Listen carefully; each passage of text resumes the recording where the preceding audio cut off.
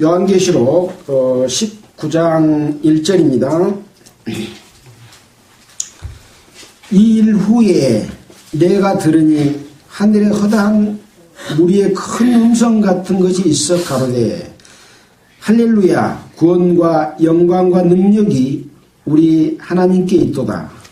그의 심판은 참되고 영원하니라. 은혜로 땅을 더럽게 한 큰 운녀를 심판하사 자기 종들의 피를 그 손에 쏟으셨도다.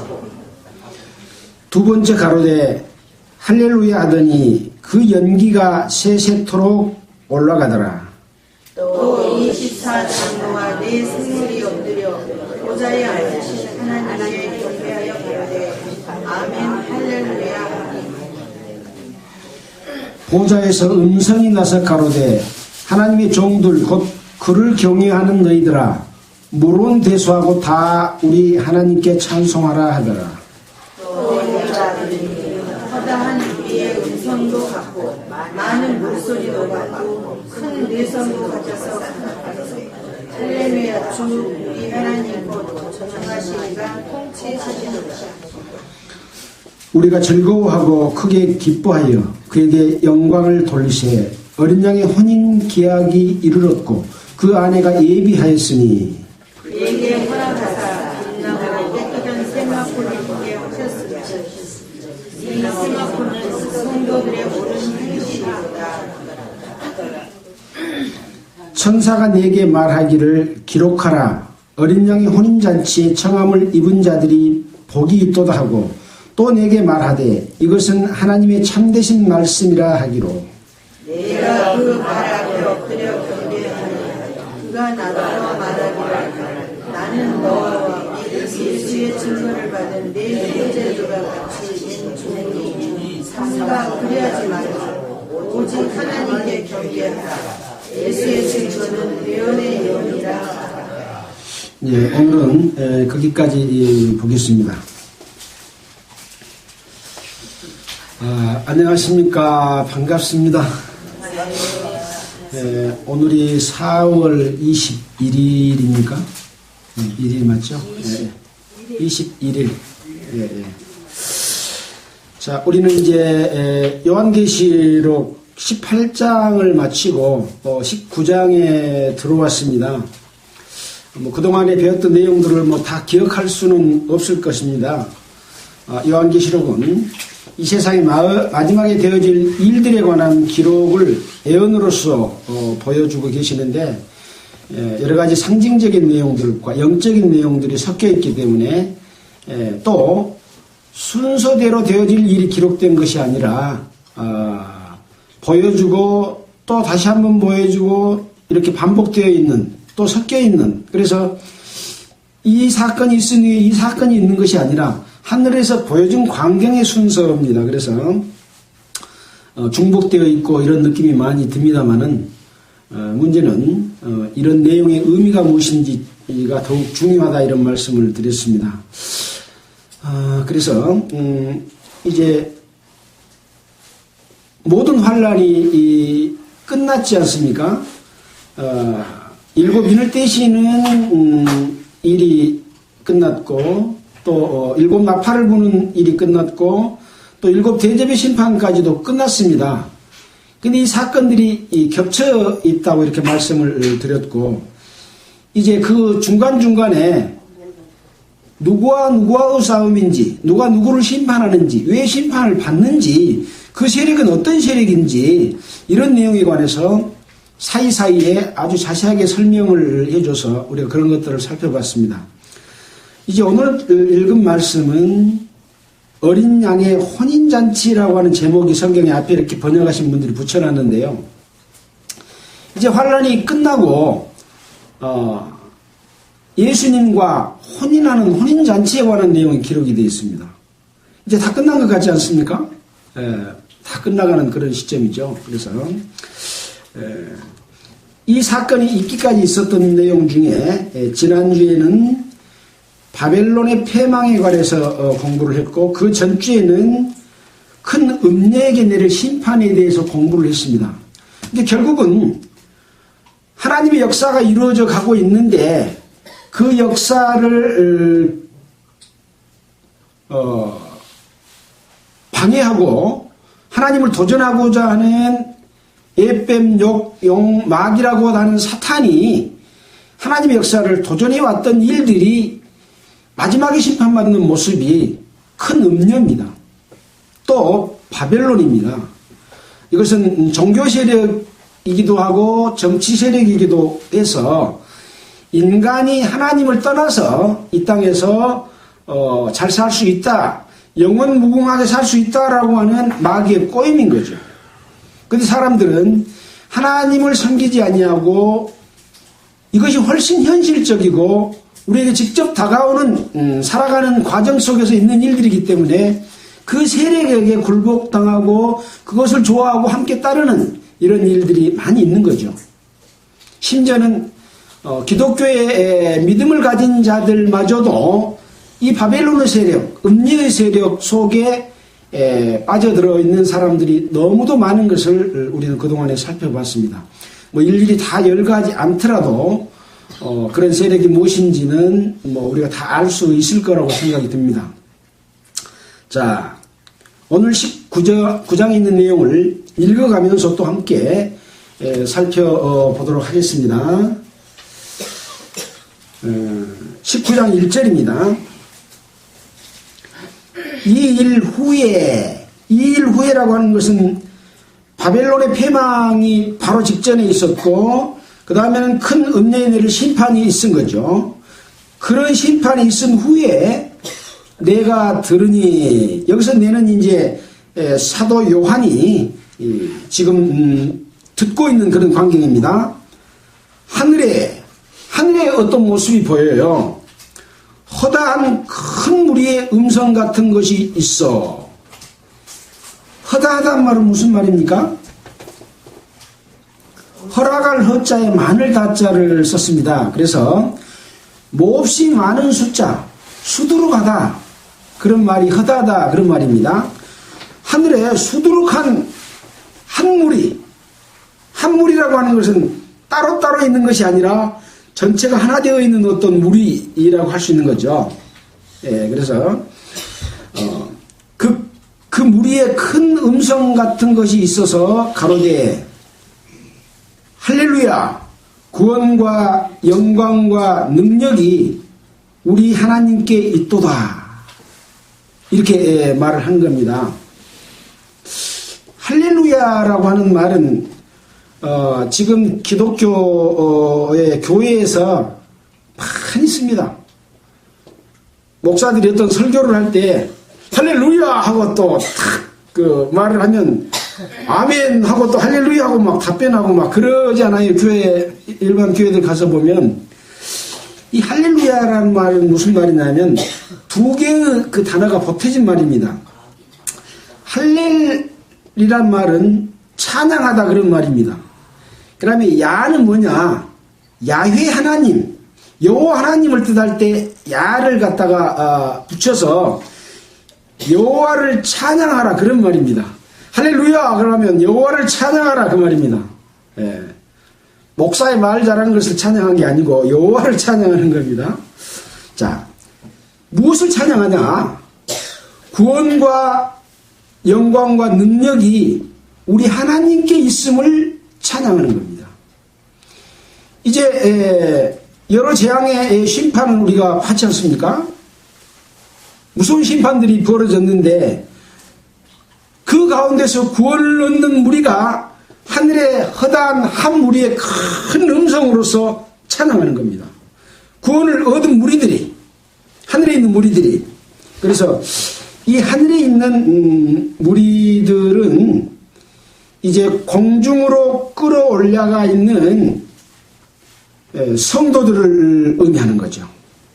아마 구원받은 모든 사람이 이제 공중에서 이 음성, 한 음성으로 이와 같이 외칠 것을 미리 보여주고 있습니다. 이 요한계시록 7장에 보면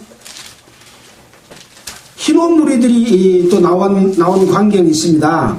7장 9절에 보면 14만 4천이 입맞은 내용이 나오고 2일 후에 내가 보니 각 나라와 족속과 백성과 방언, 이렇게 말하면 전 세계를 말한다 그랬죠. 전 세계에서 아무라도 능히 셀 수 없는 큰 무리가 흰옷을 입고 손에 정료가지를 들고 보좌 앞과 어린 양 앞에 서서, 보좌 앞과 어린 양 앞이면 어딥니까? 하나님 앞이죠. 이 보좌는 어디서 보여줬습니까? 요한계시록 4장에서 하늘 보좌를 보여줬던 그 영광의 보좌고 심판의 보좌죠.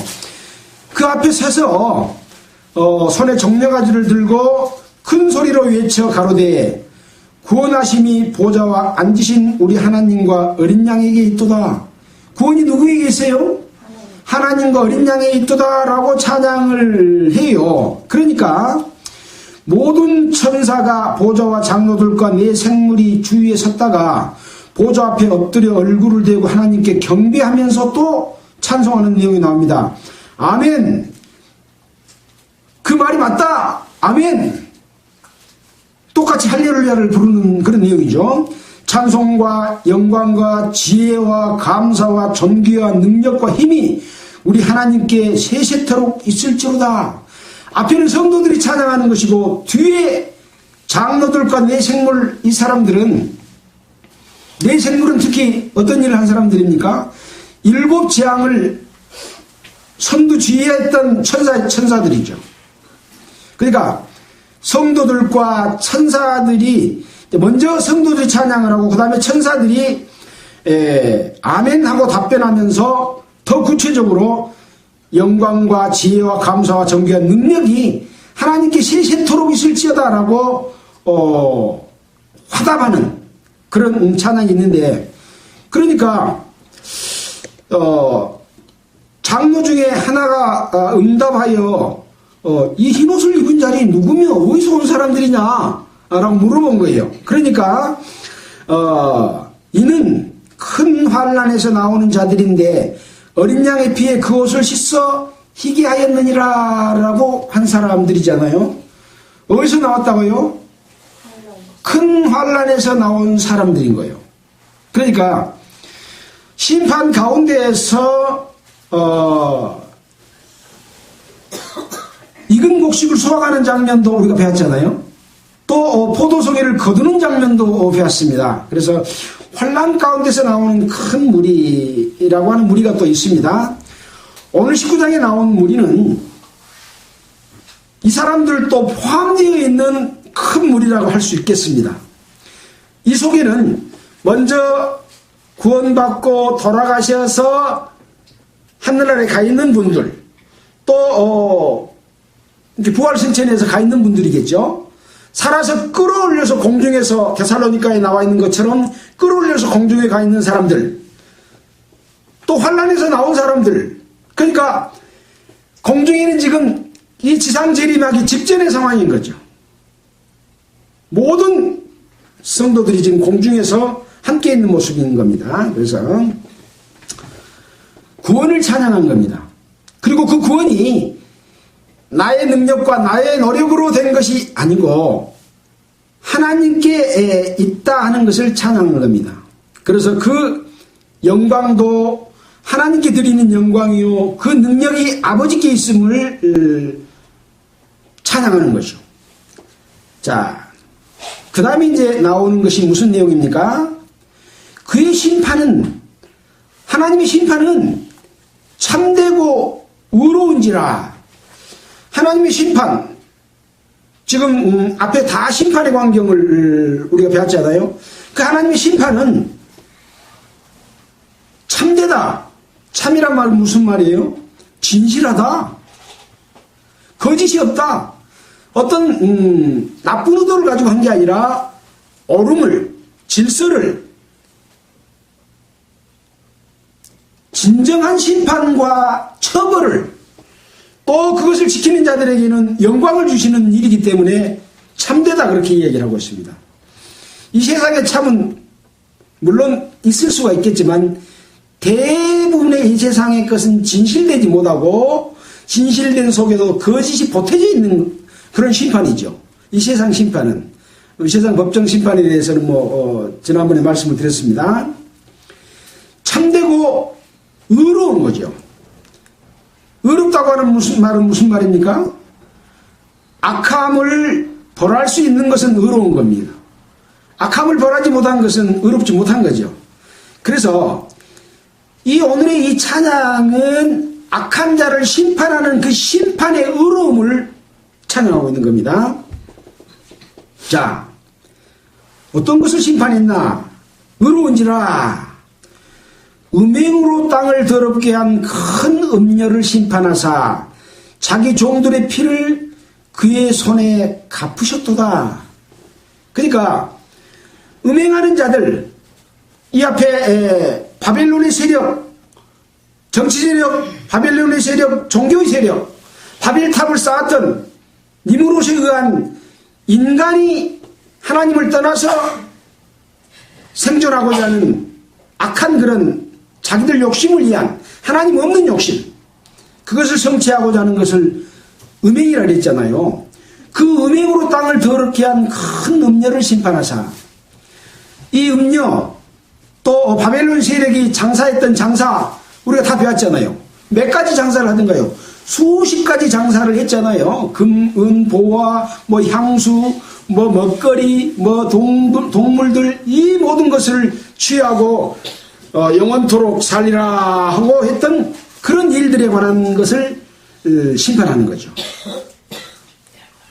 그래가지고 그 세력들이 그것을 얻기 위해서 하나님의 복음을 선포하는 자, 선지자 또는 사도 또 믿음을 가졌던 우리 이 형제 자매님들을 자기들이 악하다고 지적하고 인간의 의로는 안 돼, 인간 것으로는 그렇게 못해 하고 하나님을 전하니까 그들을 붙잡아서 죽였던 일들이 교회사의 역사 속에서 엄청나게 많은 일들이 일어났습니다.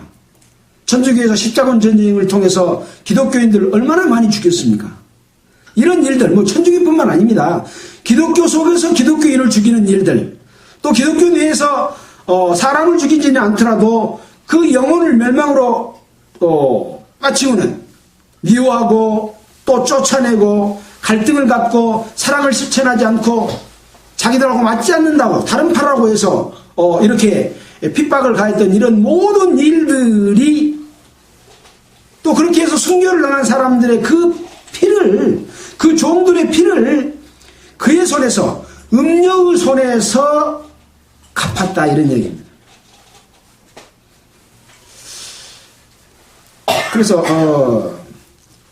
우리가 죄를 용서하는 것은 용서를 받을 만한 때에 용서를 받아야 그 죄값이 은혜로서 우리에게 다가오는 거죠. 우리 것이 되는 거죠. 근데 그 시기가 지나고 나면 악은 반드시 심판받을 수밖에 없다고 하는 것을 보여주고, 그 악을 심판하는 하나님의 이 심판이 참되고 의롭다고 하는 것이죠. 그래서 요한계시록 6장에 먼저 죽임을 당한 성도들의 영혼이 제단 아래서 언제까지 이대로 놔두실랍니까? 하고 신원했던 내용들이 나오잖아요. 그 신원했던 내용들은 여러 군데에 나와 있습니다. 그래서 다 찾아보지는 않겠습니다. 그런 신원에 의해서 그것을 보복해 주시는, 보복이라기보다는 당연히 받을 처벌을 받는 그 처벌이라고 하는 것이죠. 자, 이것이 이제 첫 번째, 할렐루야, 여호와를 찬양하라, 하나님을 찬양하라 했던 내용이고, 또 3절에 보니까 두 번째 가로대에 할렐루야, 하나님을 찬양하라 하더니 그 연기가 세세토록 올라가더라. 연기는 언제 올라갔습니까? 계시록 18장 18절 앞에 한번 볼까요? 그 불붙는 연기를 보고 외쳐 가로되 이 큰 성과 같은 성이 어디 있느냐 하며 티끌을 자기 머리에 뿌리고 울고 애통하여 외쳐 가로되 화이토다 화이토다 이 큰 성이여 바다에서 배부리는 모든 자들이 너의 보배로운 상품을 인하여 치부하였더니 일시간에 망하였도다. 이 불붙는 연기가 세세토록 올라가는 것에 대해서 찬양을 하는 겁니다. 이런 심판을 하는 것을 보고 할렐루야, 여호와를 찬양하라, 하나님을 찬양하라 하는 찬양을 하는 모습을 보여주고 있습니다. 방금 말씀드렸던 내용, 성도들의 신원에 의해서 그 심판이 이루어진 것에 대해서 18장 20절에 이렇게 기록이 되어 있죠. 하늘과 땅과 하늘과 성도들과 사도들과 선지자들아, 그를 인하여 즐거워하라. 하나님이 너희를 신원하시는 심판을 큰 성 바벨론에게 하셨음이라 하더라. 성도들이 신원하는 그 원한을 갚아주신 모습이 이 두 번째 할렐루야 찬양하는 그 연기가 세세토록 올라가더라 하는 것을 찬양하는 겁니다. 자, 4절입니다. 또 24장로와 네 생물이 엎드려 보좌에 앉으신 하나님께 경배하여 가로되 아멘 할렐루야 하니, 지금 이 4절의 내용, 24장로와 네 생물, 이들은 지금 어디에 있었던 사람들입니까? 요한계시록 4장의 하늘 보좌의 광경을 한번 보고 가도록 하겠습니다. 요한계시록 4장 1절부터 제가 몇 절까지만 읽겠습니다. 내가 보니 하늘에 열린 문이 있는데, 내가 들은 바 처음 내게 말하던 나팔 소리 같은 큰 음성이 가로되 이리로 올라오라. 이후에 마땅히 될 일을 내게 보이리라 하시더라. 내가 곧 성령에 감동하였더니 보라, 하늘에 보좌가 베풀었고 그 보좌 위에 앉으신 이가 있는데, 앉으신 이의 모양이 벼룩과 홍보석 같고 또 무지개가 있어 보좌에 둘렀는데 그 모양이 녹보석 같더라. 또 보좌에 둘려 24보좌들이 있고 그 보좌들 위에 24장로들이 흰옷을 입고 머리에 금면류관을 쓰고 앉았더라. 24장로들인데 이스라엘의 장로들, 또 각 교회 장로들이 아니라고 그랬죠. 이스라엘 장로가 죽으면 또 장로 세우고 또 각 교회 장로들도 24명만 되겠습니까? 이것은 그 장로가 아니고 하나님의 보좌에서 하나님의 일을 하는 하나님의 천사들의 장로의 모습이라고 지난번에 말씀을 드렸던 것 같습니다. 또 장로들과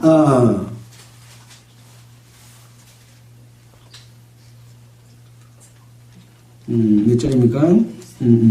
그 보좌들 위에 24장로들이 흰옷을 입고 머리에 금멸관을 쓰고 앉았더라. 보좌로부터 번개와 음성과 내성이 있고 보좌 앞에 7 등불이 켜운 것이 있으니 이는 하나님의 7 영이라. 그러니까 하나님의 일을 하는 천사들, 영적인 존재들을 말하고 있죠. 보좌 앞에 수정과 같은 유리바다가 있고 보좌 가운데와 보좌 주위에 네 생물이 있는데 앞뒤에 눈이 가득하더라. 그래서 그 생물의 모양을 이렇게 보여주고 있습니다. 이 생물들이 환란 때에 첫째 생물이 무엇을 했고 둘째 생물이 무엇을 했고 한 내용들이 우리가 환란 배울 때 배웠습니다. 그러니까 이 24장로와 생물들이 엎드려서 하나님께 경배하여 아멘 할렐루야 하는 것은 아까 우리가 찬양할 때 보았던 그 찬양의 모습과 같은 모습입니다. 그래서 이 성경에서는, 계시록에서는 앞에 보여주고 또 보여주고 반복해서 보여주는 내용들이 이렇게 나와 있는 거죠. 그래서 할렐루야 하니 보좌에서 음성이 나서 가로되 하나님의 종들 곧 그를 경외하는 너희들아, 물론 대수하고 다 우리 하나님께 찬송하라 하더라. 그러니까 내 생물과 장로들이 하나님께 아멘 할렐루야 하고 경배를 하니까 보좌에서 음성이 나서 하나님의 종들 곧 그를 경외하는 너희들아, 여기서 너희들아 그 말은 누굽니까? 장로들과 내 생물들아, 뭐라 그래요? 무론 대수하고 다 우리 하나님께 찬송하라, 이렇게 명할 수 있는 자는 누굽니까? 하나님이죠. 하나님께서 보좌에서 큰 음성이 나온다고 하는 이 음성은 하나님의 음성이고 예수님의 음성입니다. 그리고 이 천사들을 향해서 하나님의 종들이라고 말하고 있고, 그를 경외하는 너희들아, 물론 내수하고, 물론 여기에서 이 너희들이라고 하는 것은 이 천사들을 말할 수도 있고, 앞에서 큰 무리가 찬양했던 그 성도들까지도 포함할 수 있는 내용일 수도 있습니다. 그래서 밑에 이제 찬양하는 내용을 보면서 그분들과 함께 있는 것인가 하는 것도 우리가 생각해 볼 필요가 있겠죠. 물론 대수하고 다 우리 하나님께 찬송하라 하고 하나님께서 말씀을 하십니다. 또 6절에 또 내가 들으니 허다한 무리의 음성도 같고 많은 물소리도 같고 큰 내성과도 같아서 가로되, 이런 모습들은 예수 그리스도의 모습을 말씀할 때 많은 물소리 같고 큰 내성과도 같고 라고 하는 말을 썼던 적이 있습니다. 요한계시록 14장 2절에 보면 그런 얘기 나와 있죠.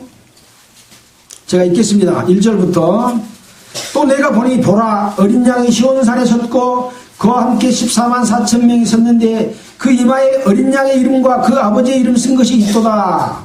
내가 하늘에서 나는 큰 소리를 들으니 많은 물소리도 같고 큰 내성과도 같은데 내게 들리는 소리는 검은 고 타는 자의 검은 고 타는 것 같더라. 저희가 보좌와 내 생물과 장로들 앞에서 새 노래를 부르니 땅에서 구속함을 얻은 14만 4천인 밖에는 능히 노래를 배울 자가 없더라 라고 14만 4천 명이 찬양할 때 어린 양의 이름과 그 아버지의 이름 쓴 것이 있더다 하면서 많은 물소리 같고 큰 내성과 같은 소리로 찬양하는 모습들을 보여준 적이 있습니다. 자, 그러한 음성, 허다한 무리의 음성과도 같고 많은 물소리도 같고 큰 내성과도 같아서 가로되, 그러니까 이 찬양하는 자의 음성은 하늘 보좌에서 하늘에서 나는 음성이죠. 아까 하늘에 누가 있다 그랬습니까? 이 땅에서 전부 하늘로 올라간, 들림받은 사람, 죽었다가 살아난 사람이 올라가 있는 모든 사람들도 있고, 또 천사들도, 하나님의 종들인 천사들도 함께 있는 거죠. 물론 구원받은 성도들도 이 땅에서 하나님의 복음을 전하고 사역을 할 때는 다 종들의 위치에서 사역을 했지 않습니까? 그래서 그들의 합한 찬양인 거죠. 찬송하라 하고 하나님께서 말씀하시니까 찬양하는 겁니다. 지금 할렐루야, 주 우리 하나님. 우리 그러면 혼자입니까? 여럿이죠. 이 우리 속에 아마 모든 성도와 천사가 다 포함되어 있을 것 같습니다. 하나님 곧 전능하신 이가 통치하시도다. 이번에는 무엇을 찬양하는 겁니까? 하나님의 통치를 찬양하고 있습니다. 이 앞에서는 심판을 찬양했고 하늘에 연기가 올라가는 걸 찬양했습니다. 그 앞에는 무엇을 찬양했습니까? 구원을 찬양했습니다. 그 구원은 하나님의 능력으로 우리를 구원해 주셨음을 찬양했습니다. 이번에는 하나님이 통치하실 것에 대한 찬양을 하고 있는 거죠.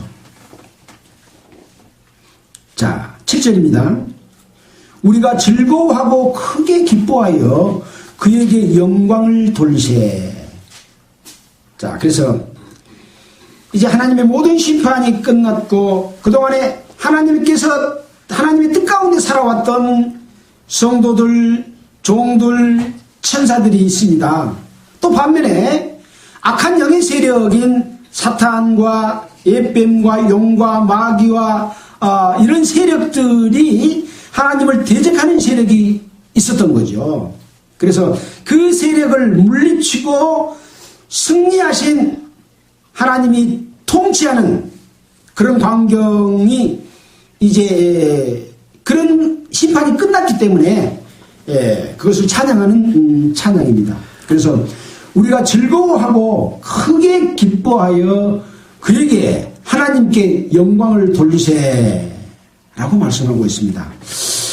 자, 이제 7절 이후에 후반절에 보면 어린 양의 혼인계약이 이르렀고 그 아내가 예비하였으니 그에게 걸어가사 빛나고 깨끗한 세마포를 입게 하셨은즉 이 세마포는 성도들의 옳은 행실이로다.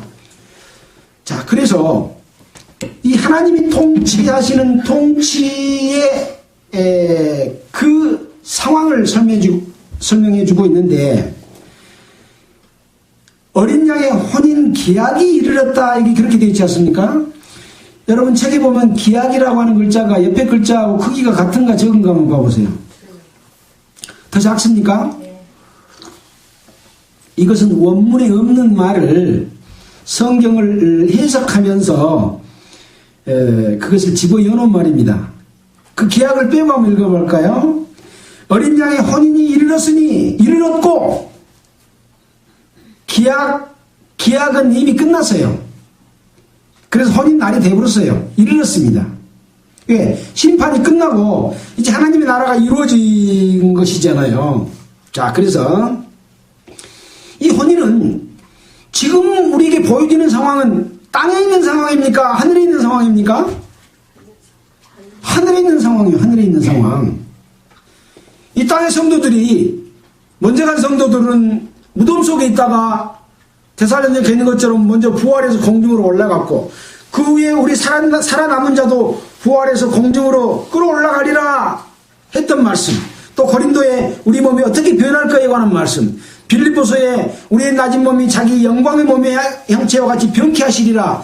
그렇게 변화돼서 지금 공중에 올라가서 공중에서 하나님께서 이루신 우리의 구원, 그 영광, 그 능력을 찬송하고 통치를 찬송하는 거예요. 하늘에서. 그래서 이 혼인이 이르렀다고 하는 것은 하늘에서 이루어질 혼인잔치를 이야기하고 있다고 볼 수 있습니다. 우리가 이런 얘기 많이 들었죠. 하늘에서 예수님께서 공중재림하신다. 그래서 공중재림에서 혼인잔치를 하고 이 땅에 내려오셔서 마지막 심판을 한다라고 하는 말씀을 들었지 않습니까? 그래서 이 사건은 어떤 순서의 사건이 아니라 그 전체를 보여주는 모습이기 때문에 이 순서에 대해서는 우리가 생각을 해봐야 돼요. 심판이 끝나고 혼인잔치가 이루어진다면 주님이 오셔서 심판할 텐데 말이 맞잖아요. 그래서 이 사건을 보여주고 그걸 종합해서 보는 겁니다. 그래서 지금 여기 이 광경은 다 끝난 뒤에 이루어질 것처럼 보이지만 공중에 있을 때 이루어질 일인 거죠. 그래서 어린 양의 혼인이 이르렀고 그 아내가 예비하였으니 여기 아내는 누굽니까? 지금 공중에 들려 올라간 교회라고 할 수 있습니다. 그래서 우리가 에베소서에서도 배웠지 않습니까? 남편과 아내를 통해서 교회의 비밀이라고 말해주신 내용, 그걸 먼저 보고 갈까요? 에베소서 5장 22절 한번 보도록 하겠습니다. 에베소서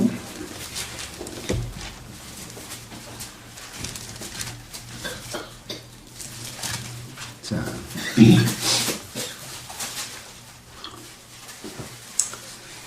아내와 남편의 관계 질서 이런 것을 설명해 주면서 이것이 이 비밀이 크도다 그리스도와 교회에 대해 말하노라 라고 뒤에 설명하고 있습니다. 쭉 한번 읽어보겠습니다. 아내들이여 자기 남편에게 복종하기를 죽게 하듯 하라. 이는 남편이 아내의 머리됨이 그리스도께서 교회의 머리됨과 같음이니 그리스도께서 교회의 머리 됐다. 그래서 예수 그리스도를 머리로 한 몸된 교회다. 교회를 그렇게 표현하지 않습니까? 몸된 교회의 지체다. 여러분들은 다 그렇게 알고 계십니다. 사실입니다. 그게 보이는 지체입니까? 아닙니다. 보이지 않는 지체입니다. 그래서 우리 겉모양을 보는 그 지체가 지체라고 보면 잘못된 판단을 할 수가 있습니다. 보이지 않는 지체입니다. 그래서 무형의 교회인데 하나님 눈에는 보이는 교회죠. 그리스도께서 교회의 머리됨과 같음이니 친히 몸의 구주시라. 교회를 구원하는 주님이시다. 그러나 교회가 그리스도에게 하듯이 아내들도 범사의 남편에게 복종할지어다. 교회가 예수님에게 복종하듯이 아내들도 평소 모든 일에 남편에게 복종해라. 이것이 곧 하나님의 질서다 라고 골로새서 3장 18절에도 이야기하고 베드로전서 3장 5절에도 순복하라고 말씀을 하고 있습니다. 지금 세상은 남녀 평등이라고 해가지고 여자들이 이빨이 훨씬 세지 않습니까? 근데 이것은 하나님의 질서하고는 다릅니다. 그래서 요즘에는 이 마귀가 이 세상을 지배하고 있기 때문에 동성연애도 합법으로 인정해주고 소수자들을 보호한다 해가지고 소수자 보호 인권법이니 뭐 이런 걸 만들어가지고 동성애자들 편애하지 마라.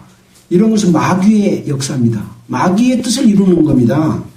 그래서 기독교에서 많이 그거 반대하잖아요. 동성애자 결혼도 반대하고 동성애자를 지나치게 우대하는 것도 반대하고. 그게 맞는 거예요. 그래서 하나님의 질서를 이야기하고 있습니다. 세상에서는 마귀가 지배하는 세상이기 때문에 그것이 맞는다고 볼 수 있겠죠. 거꾸로 돼야 맞아, 마귀는. 그러나 하나님의 질서는 그렇지 않다. 그래서 복종하라고, 남편에게 복종하라고 이야기하고 있고, 자, 그러면 남편들은 아내를 복종시키고 명령하고 그러라는 거냐? 아니죠. 남편들아, 아내 사랑하기를 그리스도께서 교회를 사랑하시고 위하여 자신을 주신 것처럼 목숨을 줘서 교회를 구원하고 했던 것만큼 아내를 사랑하라. 그렇게 하는 것이 남편들의 일인 거죠. 그러니까 군림하고 다스리고 통치하는 것이 문제가 아니고 자기의 목숨까지로 내놓으면서 아내를 사랑하는 사랑으로서 가르치고 있습니다. 그것이 그리스도와 교회에 관해서 말하는 내용인 거죠. 이는 곧 물로 씻어 말씀으로 깨끗하게 하사 거룩하게 하시고 자기 앞에 영광스러운 교회를 세우사 티나 주름 잡은 것이나 이런 것들이 없이 거룩하고 흠이 없게 하려 하시니라. 왜 이렇게 가르침을 주는 이유가 있어요. 목적이 있는 거예요. 왜 그렇습니까? 교회가 점도 없고 흠도 없는 그리스도의 신부가 되게 하기 위해서 그렇다 그 말입니다. 그것이 질서를 지키는 일이고 아내가 남편에게 복종하는 일이고 교회가 그리스도에게 복종하면서 종들의 삶을 사는 거예요. 이 세상에서. 자, 그래서 그 뒤에 이제 남편들 아내를 사랑하기를 제 몸같이 하라고 말했고 쭉 이야기하면서 30절에 우리는 그의 몸의 지체임이라. 우리는 예수 그리스도의 몸의 지체입니다. 지체는 한 몸입니까? 다른 몸입니까? 한 몸입니다. 예수를 믿고 구원받은 성도들은 한 영으로 이루어진 한 지체다. 한 몸인 거죠. 이러므로 사람이 부모를 떠나 그 아내와 합하여 그 둘이 한 육체가 될지니 이 비밀이 크도다. 그러니까 결혼식 할 때 이제 둘이는 한 몸과 같이 서로 사랑하고 막 하고 주례사를 합니다. 근데 실은 이것은 남편과 아내의 관계를 통해서 예수님과 교회의 모습을 보여주는 거다 라고 말하면서 32절에 이 비밀이 크도다. 내가 그리스도와 교회에 대하여 말하노라 라고 말씀을 하고 있습니다. 자, 다시 요한계시록 19장에 돌아와서 이와 같이 그 아내가 예비하였으니 라고 하는 말은 아내가 이와 같이 아내의 도리, 교회가 교회의 도리를 다 해서 하나님의 신부가 될 자격을 갖췄으니 그 말입니다. 이 일은 누가 하십니까? 성령께서 교회 안에서 역사하셔서 보이지 않는 주님의 몸된 교회를 하나의 몸으로 만들어가고 지금 계시고 있는 중입니다. 그래서 점도 없고 흠도 없는 교회입니다. 사람 앞에서 남녀간의 관계에서는 지난 잘못 이거 용서 안 하고 자백 안 하고 결혼해서 그냥 한 몸으로 한 가정을 이루고 살았는데 하나님 앞에는 그게 통하겠습니까? 안 통합니다. 모든 비밀과 음란한 죄 지은 모든 것들을 다 알고 계세요.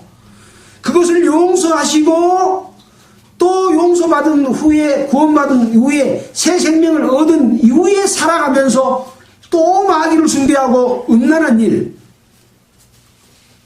하나님 앞에 태어난 것은 하나님과 한 몸이 된 이후에 마귀를 섬기는 것, 하나님의 뜻을 따라서 자기 욕심을 쫓는 것을 바벨론, 음리라고 말했잖아요.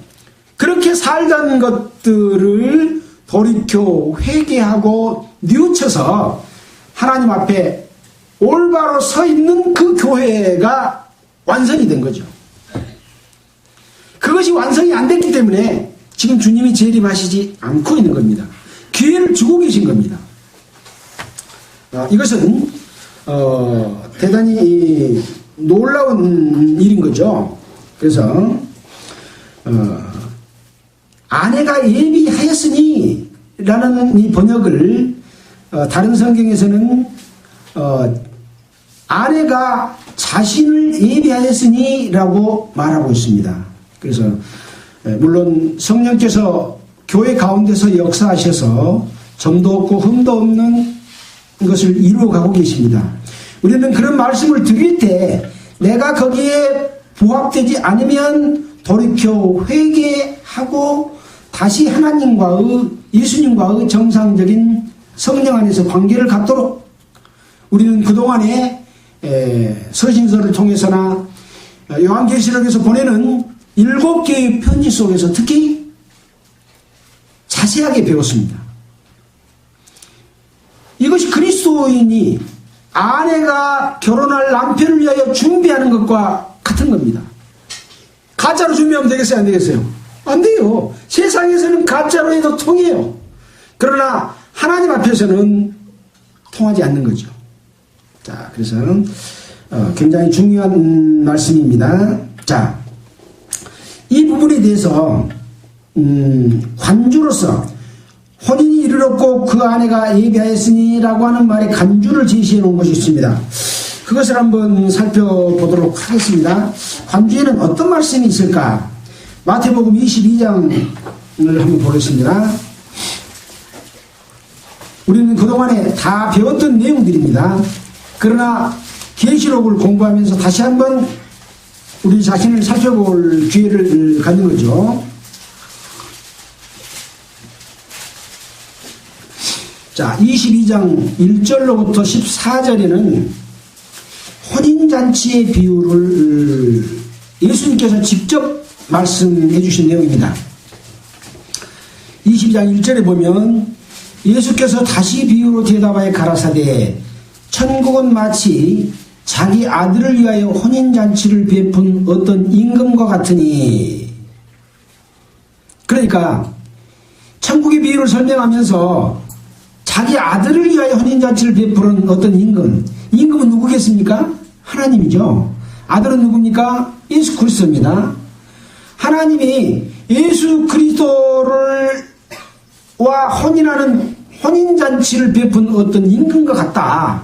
그래가지고 하나님의 종들을 보내서 많은 사람을 이렇게 혼인잔치에 오라고 했는데 저희가 돌아보지 아니하고 하나는 자기 밭으로, 하나는 상업차, 하나는 뭐 다른 데에는 뭐 결혼했으니 어디로 가고, 소를 샀으니 소 훈련시켜야 되고, 다 이렇게 가버리고, 심지어 그 사람들이 종들을 잡아서 능욕하고 죽였다고까지 기록이 되어 있습니다. 하나님의 혼인잔치에 오기는커녕 그 혼인잔치 있다고 와서 전해준 사람을 잡아다가 죽여본 일까지 있었다는 거죠. 이건 다른 성경에서도 말씀하고 있습니다. 이스라엘을 향해서 말씀할 때 너희가 선지자들을 죽였고 또 보냈더니 또 죽였고 심지어는 나중에는 아들까지 죽여버렸다. 그런 내용으로 배웠지 않습니까? 자, 그렇게 해서 이제 죽여버리니까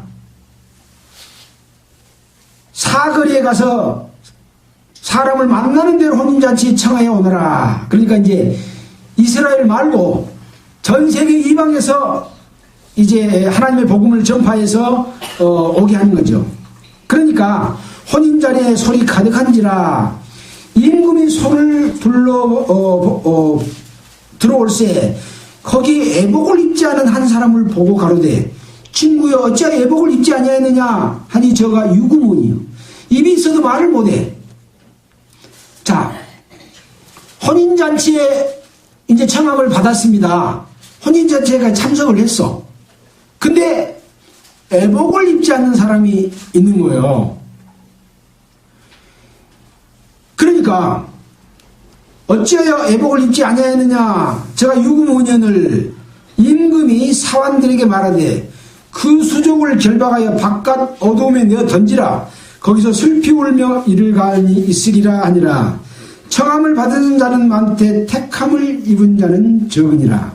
그래서 하나님의 말씀을 듣고 이제 혼인잔치 청함을 받았는데 이 애복을 입는 것이 무엇일까라고 하는 거죠. 자, 여기에 관해서 또 살펴보도록 하겠습니다. 혼인잔치의 애복.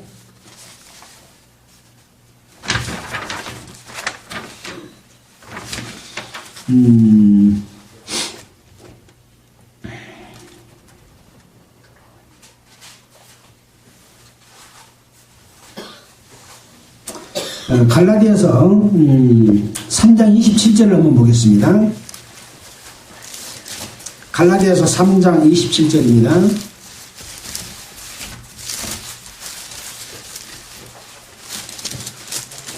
자, 제가 읽어보겠습니다.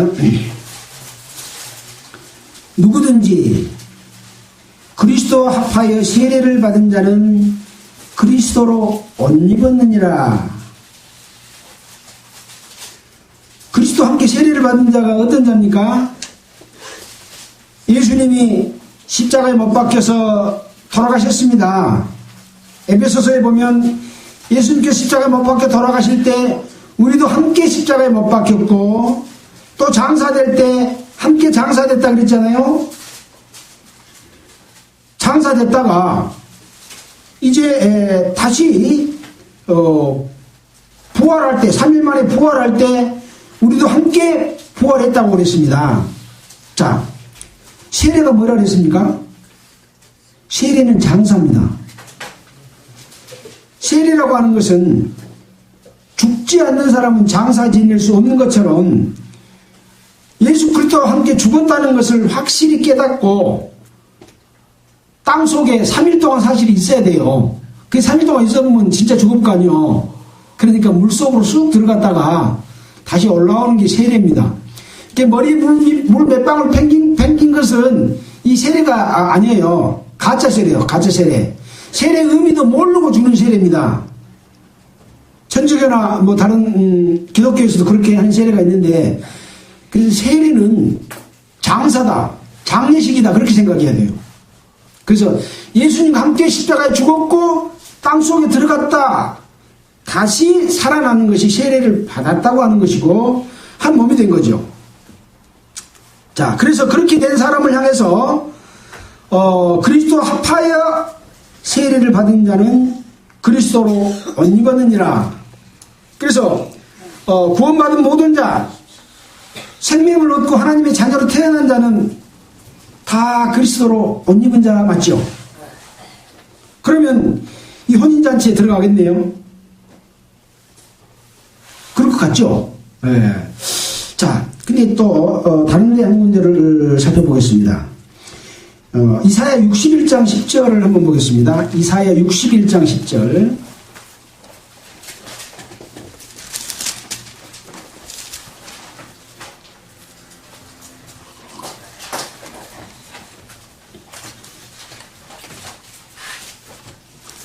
이사야 61장 10절입니다. 내가 여호와로 인하여 크게 기뻐하며 내 영혼이 나의 하나님으로 인하여 즐거워하리니 이는 그가 구원의 옷으로 내게 입히시며, 아까 갈라디아에서 나와 있는 세례를 받음으로 그리스도께로서 옷 입었느니라 라고 했잖아요. 그 옷을 입었습니다. 내게 입히시며 의의 겉옷으로 내게 더하시니. 또 뭔 옷이 있어요? 의의 겉옷이 또 하나 있어요. 의의 겉옷으로 내게 어째요? 더한단 말이 뭔 말이요? 보탠단 말이죠. 하나를 더 입힌 거예요. 더하심이 신랑이 사모를 쓰며 신부가 자기 보물로 단장한 같게 하였습니다. 신랑이 사모를 쓴다. 이건 제사장의 관을 의미하는 일이고, 어떤 자격, 권위 그런 걸 이야기합니다.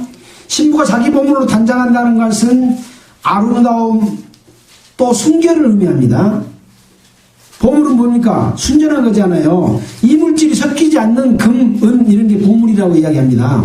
그래서 이 의의 겉옷을 입지 않는 자가 있는 거예요. 청함은 받았는데 잔치집까지 왔어. 근데 의의 겉옷이 없어. 이런 자들 혼자서 들어가요, 못 들어가요? 못 들어가는 거예요. 그래서 우리가 잘못 배우고 있었던 것들이 뭐냐면, 예수 그리스도의 피로 죄사함을 받고 구원받으면 혼인잔치에 다 들어간다, 그렇게 생각하고 천국에 간다, 그렇게 생각을 해요. 이 의의 겉옷을 입지 않은 이 혼인잔치를 통해서 천년 왕국이 시작이 됩니다. 이제 물론 영원한 하늘나라는 다른 곳이죠. 그래서 생명을 얻은 자가 주님이 주시고자 하는 그 잔치, 은혜와 영광, 이 속에 참여되지 못할 자들이 있다고 하는 것이죠. 이와 같은 비슷한 내용들은 여러 군데 성경에 나와 있습니다. 근데 우리는 그것이 무엇인지를 분별하지 못할 때가 너무나 많았던 것 같습니다. 마태복음 25장을 한번 볼까요? 시간이 없기 때문에 간단히 보겠습니다. 마태복음 25장에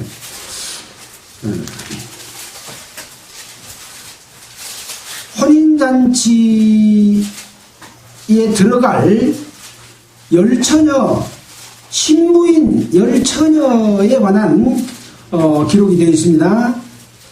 여기 슬기 있는 자가 있고 미련한 다섯 처녀가 있습니다. 슬기 있는 다섯 처녀는 등을 준비하고 여분의 기름을 준비했습니다. 등은 바로 뭡니까? 생명을 얻은 겁니다. 등불을 켜서 말 안에 두지 않냐고 등경 위에 두다니 생명을 얻은 겁니다. 등불이 켜졌습니다. 기름이 없으면 등불이 켜져요, 안 켜져요? 안 켜져요. 기름은 뭘 이야기합니까? 성령을 의미합니다. 자, 두 번째, 미련한 다섯 처녀는 켜진 등불은 가지고 있어요. 등만 갖고 있는 게 아니에요. 8절에 보면 우리 등불이 꺼져가니 너희 기름을 좀 나눠달라 그랬잖아요. 등불이 꺼져가요. 등불이 아예 안 켜졌어요. 켜졌어요. 켜졌는데 기름이 떨어져 버렸어요. 뭐요? 성령의 역사 속에서 살지 아니하고 음부의 삶, 욕심을 따라 사는 바벨론의 삶, 음내의 삶을 살았기 때문에 기름이 떨어져 버린 거예요. 그러니까 10절입니다. 저희가 살아가는 동안에 신랑이 오므로 예비하였던 자들은 함께 혼인잔치에 들어가고 문은 닫힌지라. 그 후에 남은 처녀들이 와서 가로되 주여 우리에게 열어주소서. 대답하여 가로되 진실로 너에게 이르노니 내가 너희를 알지 못하노라 했느니라. 그런지 깨어있으라. 너희는 그날과 그 시를 알지 못하느니라. 너희는 깨어있으라. 이게 뭡니까? 의의 겉옷을 입고 있으라. 성령으로서 성령을 따라서 사는 삶을 의의 겉옷이라고 말할 수 있는 거죠. 구원을 받았는데 더러운 것으로 보물로 단장하지 못하고 더러운 것으로 묻혀져 있으면 신부가 안 된다 그 말이에요. 자, 아까 우리가 에베소서 읽어봤었습니까? 에베소서 5장이었죠. 5장에 보면 점도 없고 흠도 없는 주님의 거룩한 몸을 예비하겠다 하는 말씀이 있습니다.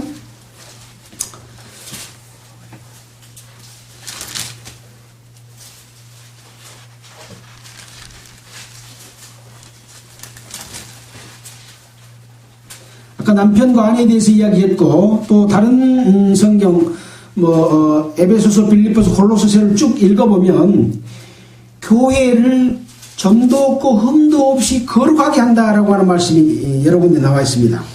자, 이제 열처녀의 비유를 살펴봤습니다. 그 다음에 마태복음 25장 14절, 방금 봤던 그 뒤에 보면 또 다른 내용이 또 나와 있죠. 25장 14절에 보면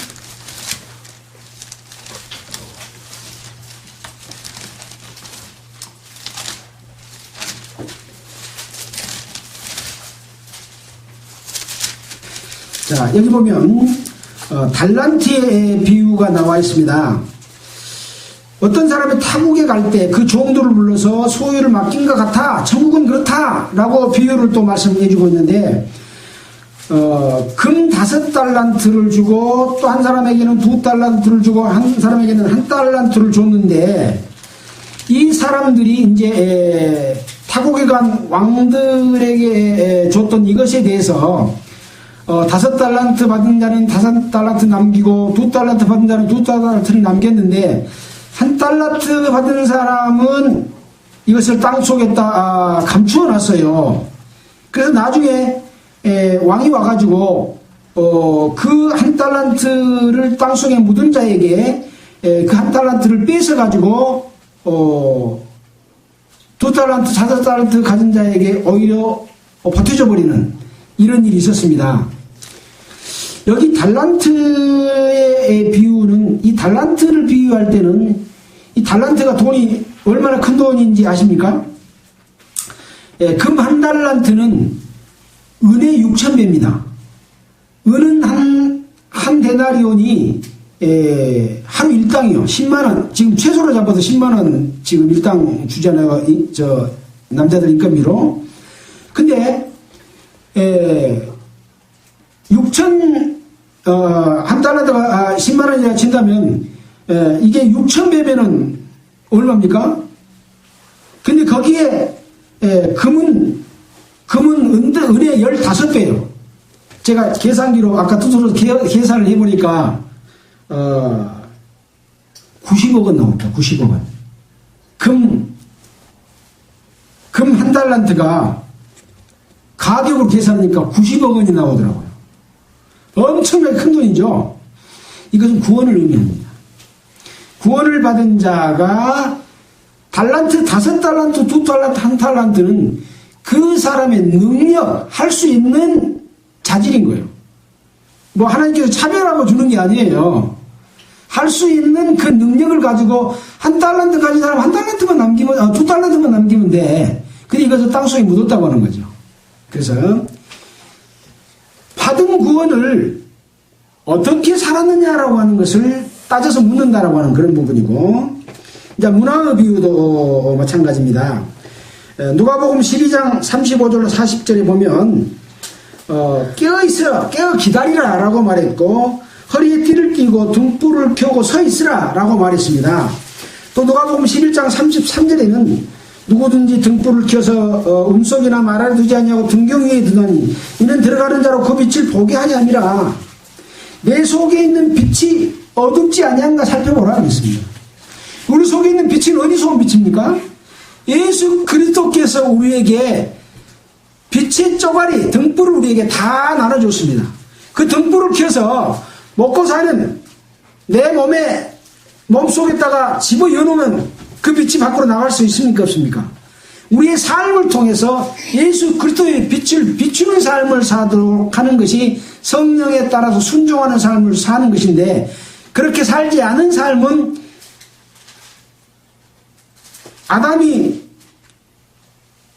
에덴 동산에서 선악과를 볼 때 보암직도 하고 먹음직도 하고 지혜롭게 할 만큼 탐스럽기도 한 그것을 먹으면 하나님같이 되고자 하는 도전하는 마음, 자기만을 위한 하나님 없는 자기를 추구하는 그 쾌락의 삶, 즐기는 삶만을 산 것을 의미한다는 거죠.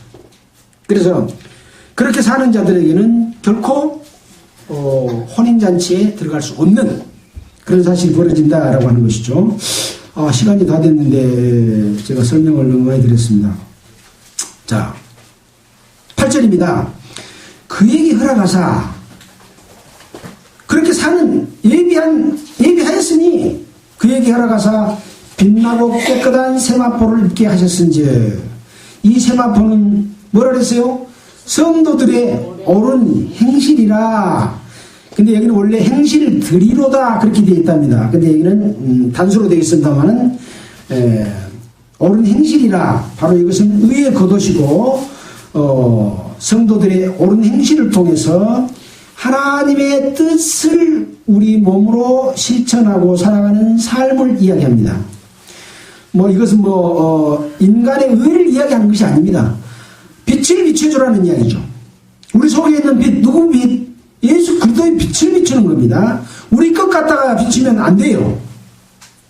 그래서 성령의 빛을 비추는 삶이고, 거기에 따라서 살게 되면 그렇게 사는 것이 자신을 예비하는 것이고 깨어 기다리는 것이고, 그렇게 한 자들에게는 세마포를 입게 하셨은즉, 이 세마포는 성도들의 옳은 행실이다라고 했습니다.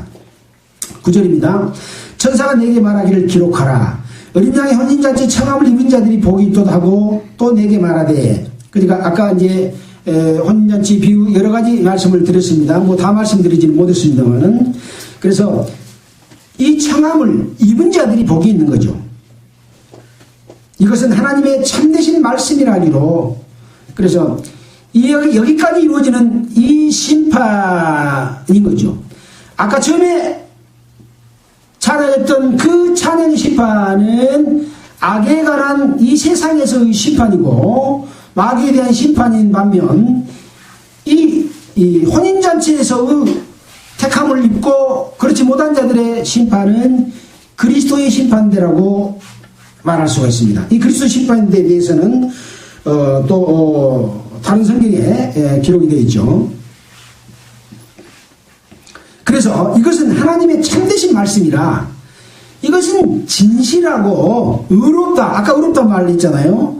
의로운 그리스도의 심판대에서 그리스도인이 받을 심판에 관한 내용이라고 할 수가 있겠습니다.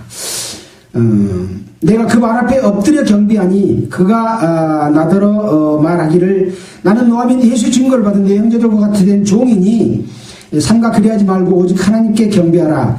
예수의 증거는 되어야 영이라 하더라. 그래서 이런 것을 천사가 내게 말하기를 혼인잔치 청함을 입은 자들이 복이 있다고 말하니까 이 사도 요한이 이 말씀이 얼마나 이렇게 권위 있고 능력 있고 이렇게 보이니까 그 천사 앞에 절하려고 하니까 아니다, 나도 종이다, 니도 종이지만 나도 종이다, 그러니 하나님께 경배해라 라고 말씀했던 내용입니다. 그래서 사람은 구원받은 하나님의 자녀들은 천사들보다 더 좋은 위치에 있는 거죠. 그래서 여기 마지막으로 증거를 받은 내 형제들 그랬습니다. 근데 그 증거는 대언의 영이다 라고 말씀했는데, 증거가 대언의 영이다 그러면 예수의 증거를 대언의 영으로 바꿔본다면 예수의 대언의 영을 받은 내 형제들과 같이 된 종이니, 그러니까 천사도 예수의 대언의 영을 가지고 일을 하죠. 하나님의 종들인 사도 요한과 우리 성도들도 예수님이 주는 대언의 영, 말씀을 가지고 일을 하고 있다, 같다, 그런 얘기입니다. 하나님의 일을 하는 모습에서 같다. 그러니까 경배는 누구한테 해야 돼요? 하나님께만 하는 거예요. 근데 종이 영광을 받으면 되겠어요, 안 되겠어요? 안 돼요. 그것이 바로 바벨론입니다. 바벨론의 세력들은 내가 하나님과 같다, 내가 파파다, 내가 왕이다, 내가 임금이다, 자기가 하나님의 영광을 가로채서 따먹는 자들입니다. 그거에 관한 심판이 이루어지고 있기 때문에 이 천사가 이것을 일러주면서 자기한테 절하라니까 그러지 마라 하고 했지 않습니까? 이런 내용을 우리가 사도행전에서 본 적 있죠. 베드로가 고넬료에게 갔을 때 고넬료가 기다리고 베드로가 오니까 베드로에게 절을 하려고 했어요. 그러니까 절하지 마라, 나도 신이 아니라 사람이다 라고 말을 했지만, 물론 이제 절은 안 했겠죠. 고넬료는 베드로가 한 말을 하나님의 말씀으로 받았더라, 그렇게 기록하고 있습니다. 베드로 속의 역사는 성령을 이 고넬료는 봤기 때문에 그 말씀이 하나님의 말씀으로 들렸고 하나님의 능력이 그 사람 속에서 역사해서 고넬료가 구원받게 된 그런 일과 같은 거죠. 자, 시간이 지났기 때문에 오늘은 10절까지 10절까지 해서 마치도록 하겠습니다. 부가에서 설명드릴 시간이 없습니다. 말씀을 항상 듣고 이것을 되새김하면서 제가 전해준 말을 액면 그대로 받지 말고 성경을 통해서 확인해야 하나님이 나에게 직접 알려주시는 것이 됩니다. 우리 가운데 성령이 있기 때문에 성령께서 그것을 분별할 수 있는 능력을 주십니다. 근데 요즘에 자기가 이걸 깨달으면 하나님이 나에게 깨우쳐 주시고 내가 가르친 걸로 착각해서 권세를 부린 사람들이 많습니다. 이거 대단히 위험한 일입니다. 그래서 저는 항상 말씀드린 것은, 물론 우리 가운데 누군가가 말씀해야 될 사람이 있어야 되지만 그보다 중요한 것은 제가 드리는 말씀은 성경에 있는 말씀을 드리고 성령의 역사를 따라서 말씀해 주기를 원하기 때문에 듣는 사람이 하나님의 말씀을 직접 보도록 저는 안내자 역할만 한다라는 생각을 저는 꼭 가지려고 합니다. 이 천사가 사도 요한의 절을 받으면 돼야 안 돼요? 안 되는 거예요. 또 종들인데 같은 종들에게 영광을 받고 절을 받으면 안 돼요. 이것을 우리는 지키고 가는 것이 바벨론 음녀의 미혹에 들어가지 않는 것이다 라고 하는 것을 다시 한번 강조드리면서 마치겠습니다. 기도드리겠습니다. 하나님 아버지, 감사를 드립니다. 오늘 요한계시록 19장에 있는 말씀 가운데서 이제 예수 그리스도와 교회가 결혼하게 될 것이고, 그 교회의 구성원인 성도들이 의의 겉옷을 입은 부분에 대해서 우리가 살펴봤습니다. 이 내용을 올바로 이해하고 이 말씀이 우리에게 앞으로 우리에게 주어질 영광이 될 수 있도록 순종하는, 돌이키는 저희들이 되도록 도와주시기를 원하면서 이 모든 말씀을 우리를 보내주신 예수 그리스도의 이름으로 기도드렸습니다. 찬송가는 469장 하겠습니다.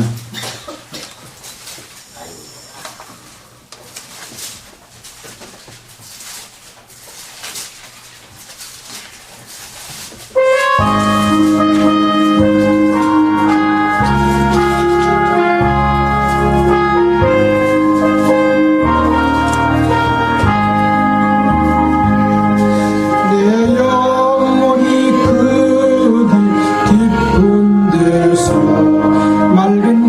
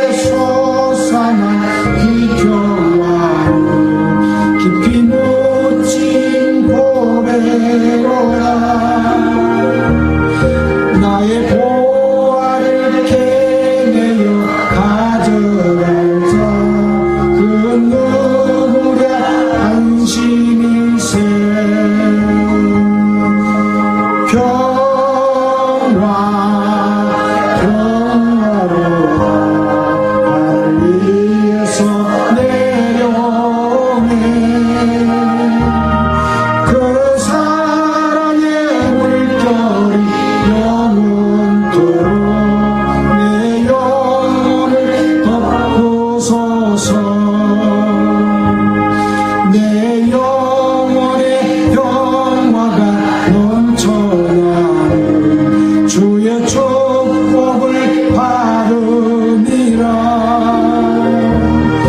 내가 주야로 주님과 함께 있어 내 영혼이 편히 쉬네.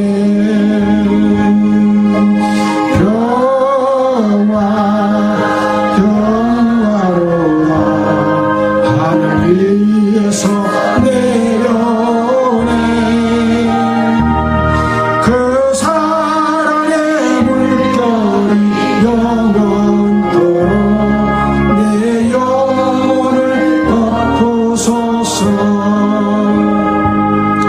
이 땅 위에 험한 길 가는 동안 참된 평화가 어디 있나. 우리 모두 다 예수를 친구 삼아 참 평화를 누리겠네.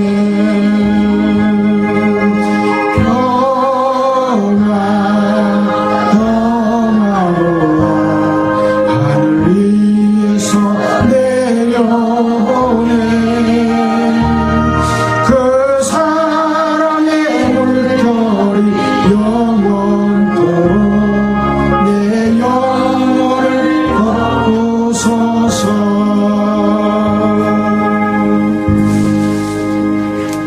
네, 수고하셨습니다.